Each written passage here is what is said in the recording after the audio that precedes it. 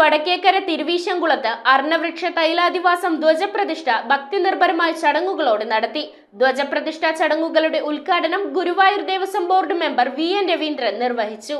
ക്ഷേത്രം തന്ത്രി മനയത്താറ്റുമന ദിനേശൻ നമ്പൂതിരിയുടെ മുഖ്യ കാർമ്മികത്വത്തിലാണ് പാലച്ചുവട് മുളക്കുളം വടക്കേക്കര തിരുവീശംകുളം മഹാദേവ ക്ഷേത്രത്തിൽ അർണവൃക്ഷ തൈലാദിവാസം ധ്വജപ്രതിഷ്ഠാ ചടങ്ങുകൾ നടത്തിയത്. മേൽശാന്തി പൂത്തോട്ടലാലൻ ശാന്തി, സുധീഷ് ശാന്തി എന്നിവർ സഹകാർമ്മികരായി. Guruvayur Devaswom board member VN Raveendran ധ്വജപ്രതിഷ്ഠാ ചടങ്ങുകളുടെ ഉദ്ഘാടനം നിർവഹിച്ചു. ക്ഷേത്ര ഭരണസമിതി chairman Ajay Puthenpura, general secretary PC Vinod, ഭാരവാഹികളായ Prakash Kalayathanam, Ullas Meenakshi Bhavan, Pradyumnan Karakkattil, Muraleedharan Plackil, Rajan Kolathunirappil, Raju T Kizhakke Kuttalakkottu, Reji CB Chullickal, Sajeevan CD പോത്തൻമാട്ടിൽ തുടങ്ങിയവരും ഭക്തരും ചടങ്ങിൽ പങ്കെടുത്തു. തൊടുപുഴ നെടിയശാല കുന്നപ്പിള്ളിൽ ജോസഫ് തോമസിന്റെ പുരയിടത്തിൽ നിന്നാണ് പ്രതിഷ്ഠയ്ക്ക് അനുയോജ്യമായ തേക്ക് കണ്ടെത്തിയത്. നവംബർ ആദ്യവാരം തേക്കുമരം ഭക്തിനിർഭരമായ ചടങ്ങുകളോടെ ക്ഷേത്രത്തിലെത്തിച്ചു. ക്ഷേത്ര മതിൽക്കകത്ത് വടക്ക് ഭാഗത്ത് നിലം തൊടാതെ സൂക്ഷിച്ചിരുന്നു. പണിപൂർത്തിയാക്കിയ ധ്വജവൃക്ഷത്തിന്റെ തൈലാദിവാസം 33 കൂട്ടം പച്ചമരുന്നുകളും